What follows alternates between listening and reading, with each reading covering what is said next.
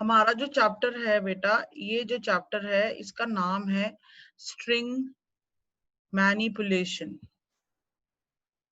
Okay,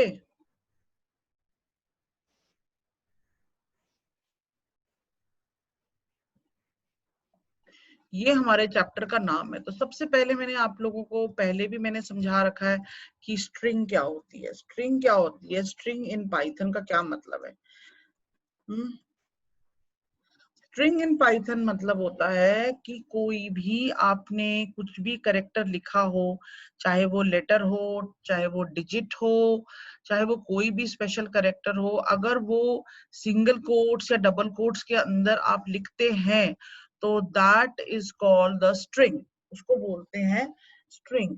so any character enclosed in quotes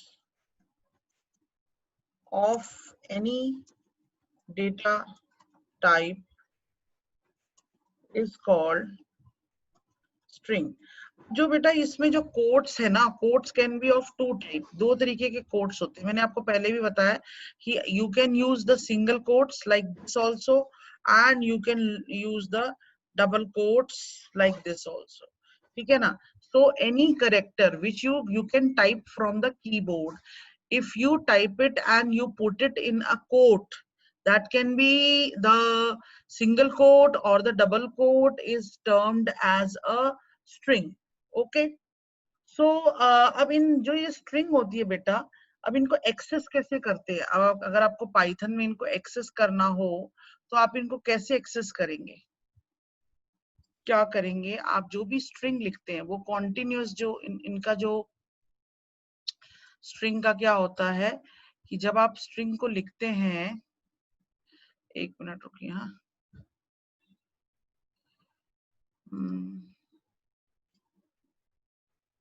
जब आप string को लिखते हैं तो जब जब जो भी आप स्ट्रिंग लिखते हैं वो मेमोरी में किस तरीके से स्टोर होती है।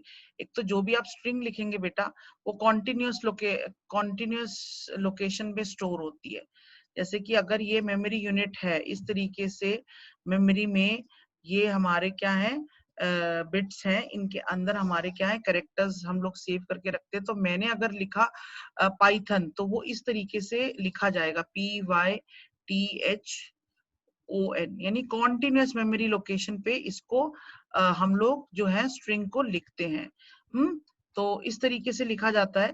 तो बेटा जब भी आप स्ट्रिंग के कैरेक्टर्स को एक्सेस करते हैं तो उसके इंडेक्स नंबर से आप उसको एक्सेस करते हैं। इंडेक्स नंबर मैंने पहले भी आप लोगों को बताया था, इंडेक्स नंबर से आप उसको एक्सेस करते हैं। इंडेक्स नंबर है बेटा, it always start from zero. Suppose ये मैंने अगर पाइथन लिखा है तो जो ये P है इसका इंडेक्स नंबर होगा 0, इसका इंडेक्स नंबर होगा 1, इसका इंडेक्स नंबर होगा 2, and then 3, and then 4, and then 5। So make sure, so हर बार क्या होगा, what will be the length of this string, उसका last index number is the length -1। Suppose length है 6, इसकी पाइथन की लेंथ है 6, बट जो लास्ट इंडेक्स नंबर होगा it is length 6 - 1। Okay, so last जो आपका करेक्टर जो लास्ट इंडेक्स नंबर होगा इट इज 5, ये 5 होगा बेटा। So that is how we can access the character of a string by their index number we can access, and index number always start from 0। and बेटा we can do the indexing by two type, दो तरीके से हम लोग क्या कर सकते हैं, इंडेक्सिंग कर सकते हैं बच्चों। देखिए ये सपोज एक मैंने यहाँ पर एक मेमोरी मैम लोकेशन मैंने, एक मिनट मुझे समझाने मैम दो, पहले रुक जाओ, एक मिनट रुक जाओ, एक minute, let me complete this topic. Suppose मैंने यहाँ पर लिखा P, यहाँ पर मैंने लिखा Y, यहाँ लिखा T, फिर H लिखा, फिर O लिखा, फिर N लिखा। So indexing मतलब indexing is used to access the individual character of your string. So indexing always start from 1 till the length -1, 2, 3, 4, 4 and 5। ठीक है, ये होता है बेटा, इसको बोलते हैं फॉरवर्ड इंडेक्सिंग। दो तरीके की इंडेक्सिंग होती है, एक होती है फॉरवर्ड इंडेक्सिंग, फॉरवर्ड इंडेक्सिंग, ठीक है, इसको मैं पूरा नहीं लिखूंगी, बस मैं फॉरवर्ड लिख रही हूँ। एक होता है बेटा बैकवर्ड इंडेक्सिंग। बैकवर्ड का मतलब होता है ये पीछे से स्टार्ट होगा। इसमें क्या होगा बच्चे, ये 1 -1 -2 -3 एंड -4 एंड -5 एंड -6। इसका मतलब जो ये बैकवर्ड इंडेक्सिंग है ये नेगेटिव उससे शुरू होती है, ठीक है ना। तो नेगेटिव मतलब जो सबसे लास्ट आपका करेक्टर होगा that will be assigned as a -1 and जो सबसे पहला होगा that will be assigned as the minus value of the length of the string. जैसे इसकी लेंथ है 6 तो माइनस वैल्यू हो जाएगी, -6 हो जाएगी। So we can access them as a forward using forward indexing also, and we can access them using backward indexing also. I will explain this by मैं आप लोगों को ये एक्सप्लेन करवाती हूँ। अभी मैं आप लोगों को जो है पाइथन में ये सब करके दिखाती हूँ। देखिए मैंने एक स्ट्रिंग लिखी बेटा, मेरी स्ट्रिंग का नाम है एस, ओके। और मैंने अपनी स्ट्रिंग को लिखा जैसे मैंने सिंगल कोट या डबल कोट में आप अपनी स्ट्रिंग को लिखेंगे PYTHON। अब मैंने एक स्ट्रिंग बनाई है बच्चे यहाँ पर, ये मैंने this is how I can make a string, this is the name of my string, okay, and these are the value which I have assigned in the string. So if I write, अभी मैं enter करती हूँ और अगर मैं यहाँ पर लिखती हूँ s, it means I want to see what are the values that I have saved in the variable s. So if I write sc, what is showing over here, the string. Now I can also access the individual character using the index number of the string. How you will access them, आप कैसे access करेंगे, पहले आप क्या लिखेंगे, आप अपनी string का नाम लिखेंगे, स्ट्रिंग का नाम जो भी दे रखा होगा आपने। तो मैंने यहाँ पर स्ट्रिंग का नाम दे रखा है बच्चे, यहाँ पर मैंने अपनी स्ट्रिंग का नाम, एक मिनट रुको,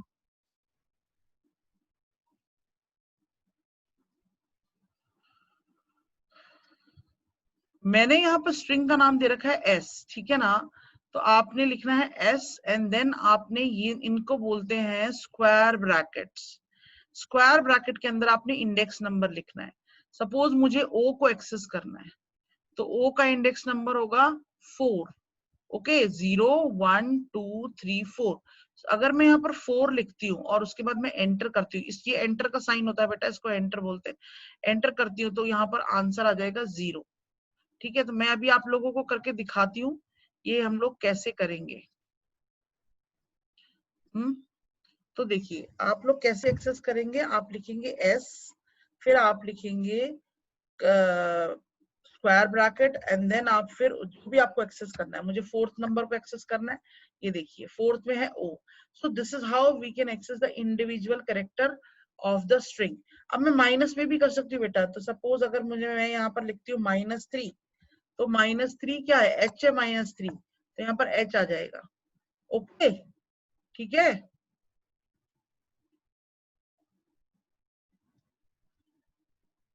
Yes, ma'am.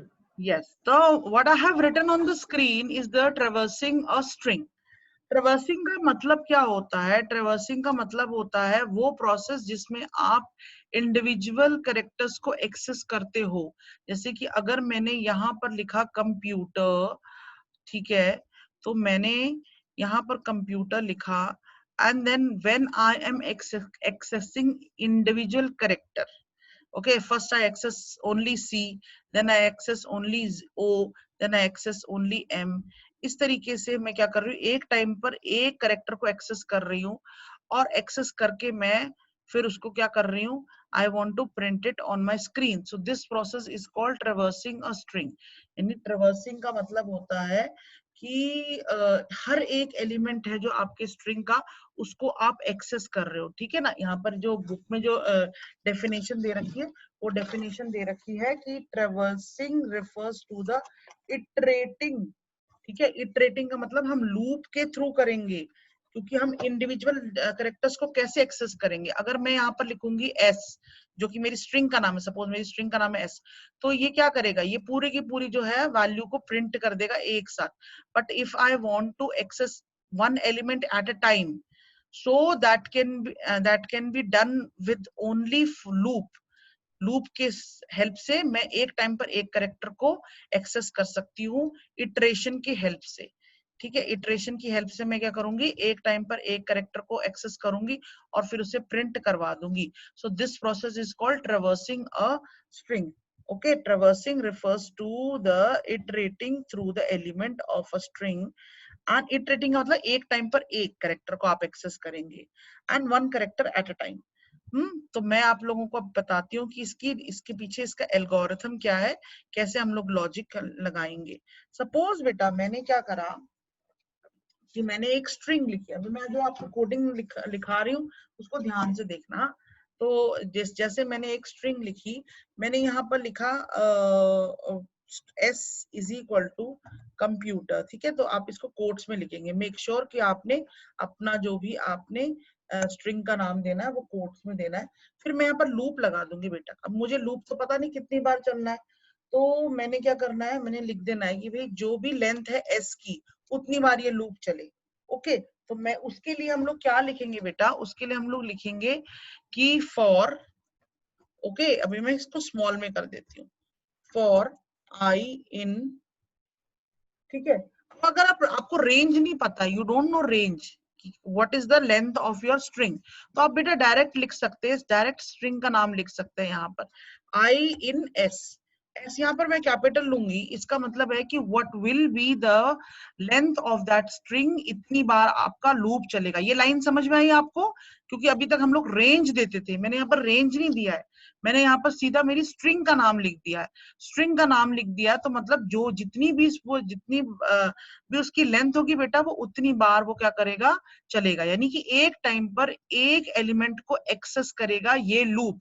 सबसे पहले सी को एक्सेस करेगा, फिर ओ को एक्सेस करेगा, फिर एम को एक्सेस करेगा, फिर पी को, फिर यू को, फिर टी को, फिर आर को। तो इतनी बार आपका लूप ये रन होगा। फिर आपने यहाँ पर कॉलन जरूर लगाना है, एंड देन उसके बाद आपने क्या करना है, हर बार जो भी एक्सेस हो रही है वैल्यू उसको प्रिंट करा देना है। तो प्रिंट करके और आपने यहाँ पर क्या लिख देना है, एस लिख देना है, यानी कि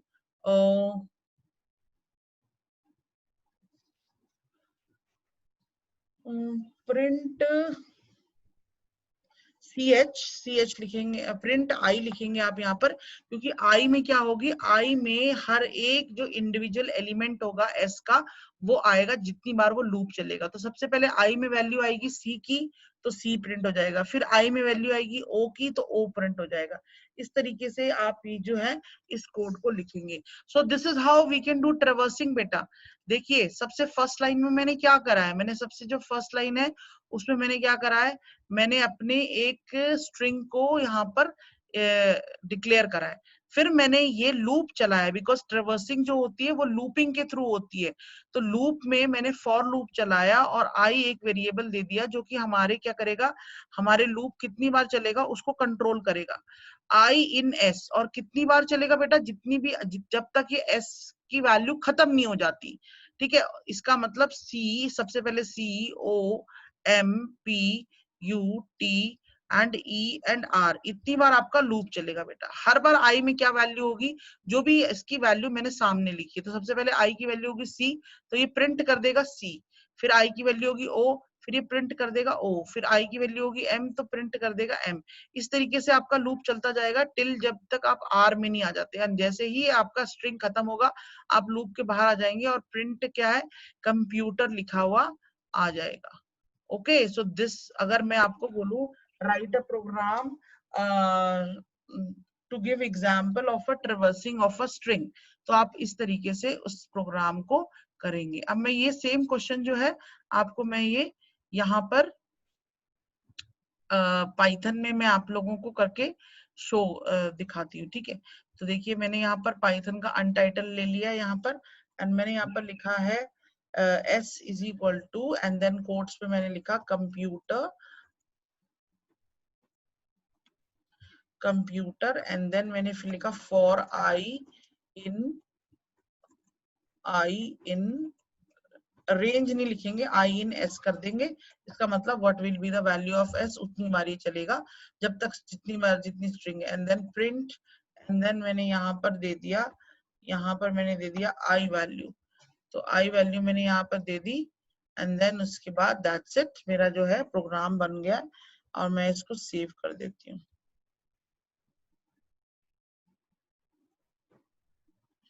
Now I will run my program. So see what will be the output. I'll show you my output. Okay. See, this is my output. COMPUTER, computer. If you want your output in the same line, then what will you do? You will use the end that I've told you so many times. That end one. Okay. So आप क्या करेंगे? यहाँ लिखेंगे comma और लिखेंगे यहाँ पर end and then लिखेंगे यहाँ पर इस तरीके से.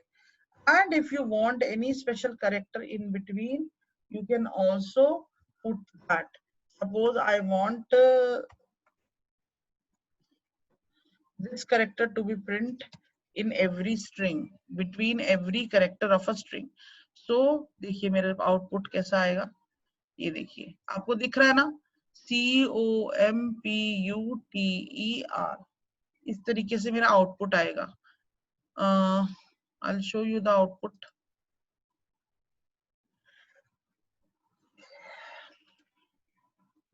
Output is visible? Yes, ma'am. Any doubt in the question? Ma'am जो ये लास्ट वाला आउटपुट है मैम, उसका जो लास्ट में मैम प्रिंट के अंदर आपने क्या लिखा था आई के बाद?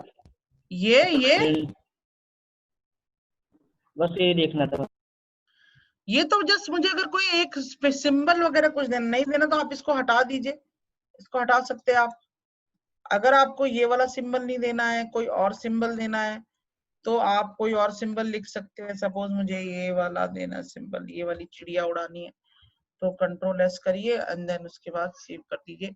देखिए जो मेरा आउटपुट है वो ऐसे आ रहा है. I'll show you the output also. See, COMPUTER, and ये रहा मेरा question. So did you understand how can you traversing a string? Traversing means accessing individual element with the help of iteration. Traversing means accessing individual element of your string using iteration statement. Okay, ठीक है, समझ में आया? Yes, ma'am. Yes, ma'am. इसकी definition लिखवा देना एक बार translation. मैं भी नोट्स भेजूंगी आप लोगों को बेटा. हाँ ठीक है. ये 9 चैप्टर है ना? हाँ जी बेटा. ठीक है, तो देखिए अब मैं आप लोगों को मैंने ये करवा दिया. एक और क्वेश्चन है, दैट इज द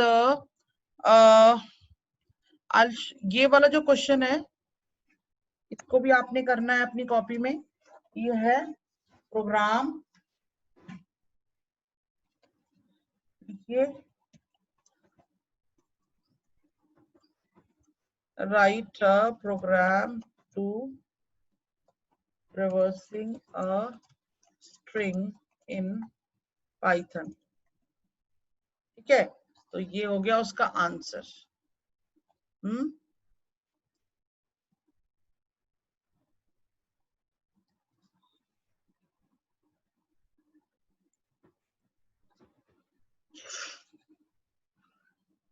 ये हो गया आपका प्रोग्राम.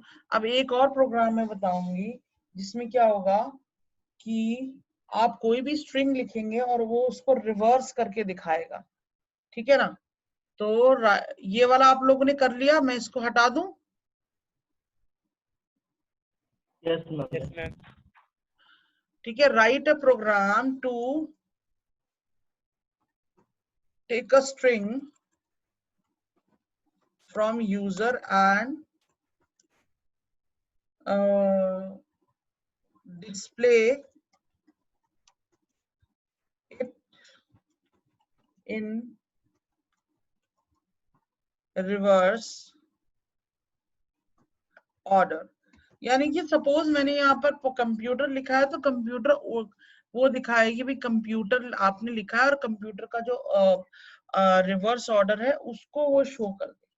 ठीक है, तो सबसे पहले तो मुझे यूजर से स्ट्रिंग लेना है. अभी जो स्ट्रिंग डेटा टाइप है बेटा उसके लिए आपको इंट विंट लगाने की जरूरत नहीं होती है. तो ये मैं कंप्यूटर हटा रही हूँ यहाँ पर और मैं अब यूजर से ले रही हूँ, तो डायरेक्ट मैं इनपुट लिखूंगी, इनपुट एंड देन मेरा मैसेज लिखूंगी मैं. ठीक है, तो मैसेज में लिखूंगी एंटर एनी स्ट्रिंग, कोई भी स्ट्रिंग एंटर करिए आप, ठीक है। अब देखिए फिर मैं यहाँ पर शो करना चाहती हूँ कि जो मेरी स्ट्रिंग है वो रिवर्स ऑर्डर में कैसे दिखेगी।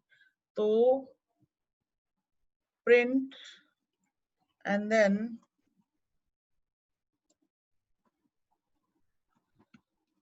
String in reverse order is. अब मैं रिवर्स इसको कैसे करूंगी बेटा, इसके लिए मुझे पहले तो लूप लगाना पड़ेगा, ठीक है ना। लूप लगाने से पहले पहले मुझे पता होना चाहिए कि जो मेरा